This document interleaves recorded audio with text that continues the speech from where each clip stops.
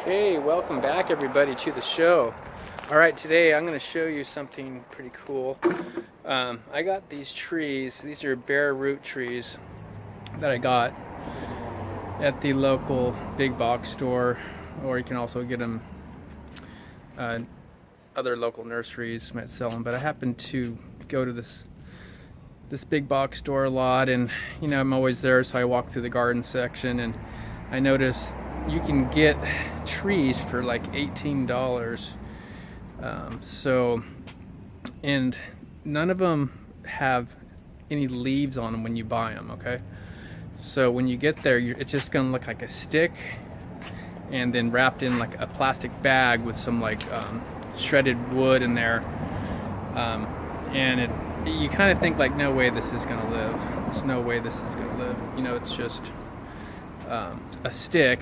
And so you kind of take your chances, and sometimes I really thought one of them wasn't going to make it.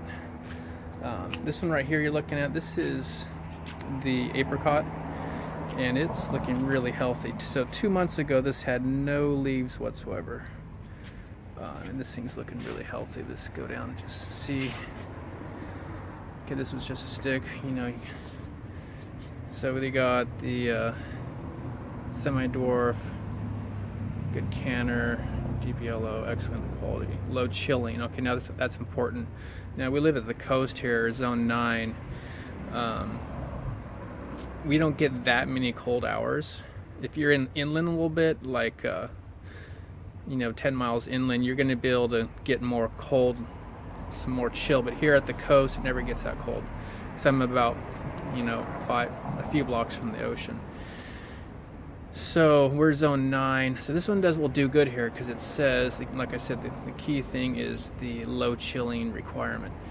Okay, and that's really, so this thing should do really well. I'm really liking this so far. There's no bugs, no insect problems. It's really liking it so far. And over here, this is the one that I was really surprised with. I thought for sure this one wasn't going to make it. This is the Palm Wonderful pomegranate. It's best known variety of the big ones you see in the stores, I think. But it's very ornamental. It's a nice looking tree for your landscape once it gets big. So this is very small, obviously. But look at this. I thought this, 2 months it's looked like this. I thought for sure this thing, could be dead. But the trick is if you bend it and it doesn't snap easily, that means it's still alive. Okay, so this has been 2 months. Planted all these the same way, but if you look up close, finally these are starting to sprout some new growth. See that? It's a little difficult to see, but okay. So this, and there's a few things you want to do. Right when you buy it, it's recommended that you prune about 1/3 of the tree down right when you put it in the ground. And it seems kind of odd to do that right when you're putting in a stick into the dirt. You think you're just going to kill it, but it's actually stimulating it to grow.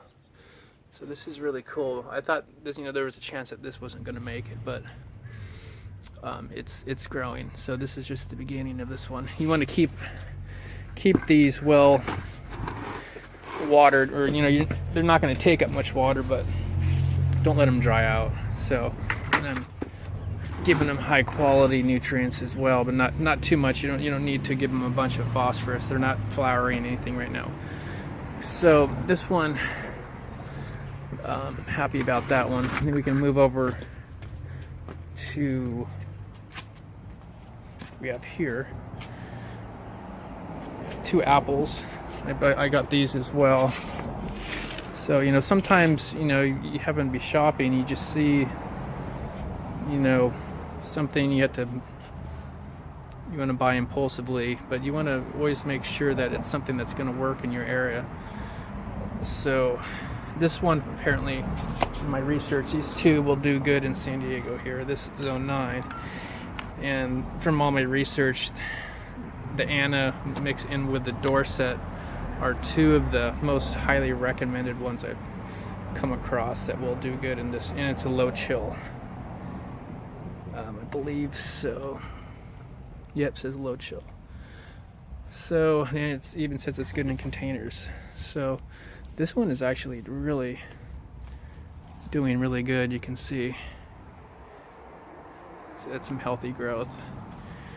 So highly recommended that one. This one's a little more susceptible to the bugs, the Dorset. So anyway, those are together because the reason is they will pollinate each other. Apples are the ones that need a pollinator, so these ones go together, and you can get a couple other apples too that you can intermix.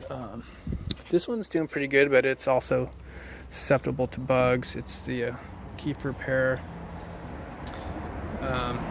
So I just had to keep up on making sure it doesn't get infested, but it'll be nice to have there it is, a low chilling requirement.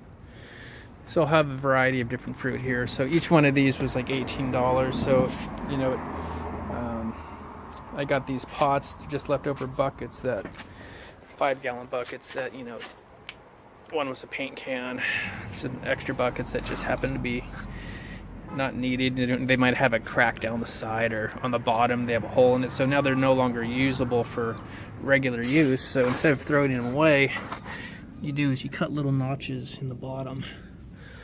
Now you got some drain holes. You want to do probably 4 or 5 of those. Take a little hacksaw, cut little V's in it.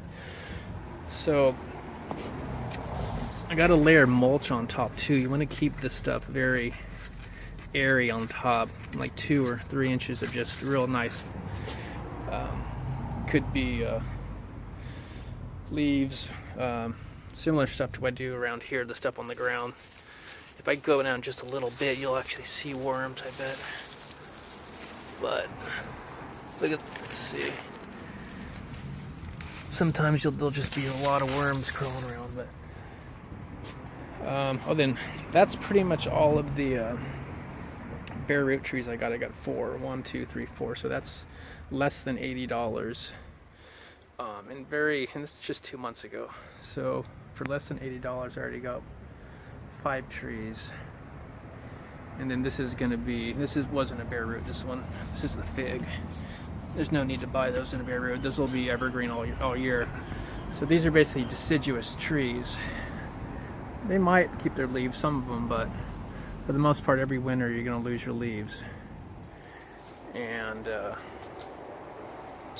but you know, I encourage you to shop different nurseries and local nurseries around your area, and you can get some really good deals as well, and you can get some different types.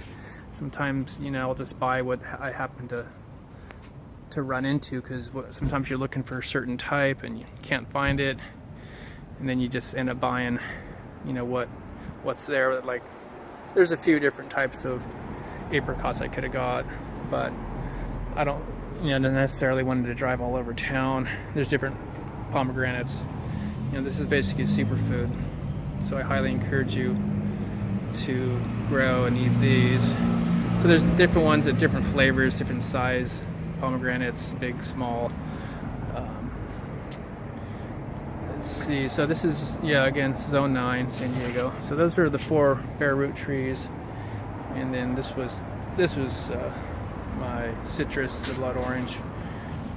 That is just in the ground, and it's looking really healthy. So basically giving everything very similar nutrients, and for the entire garden. And I can get into that in another video, but right now everything's looking good. I gave everything a compost tea yesterday, so everything's looking pretty vibrant.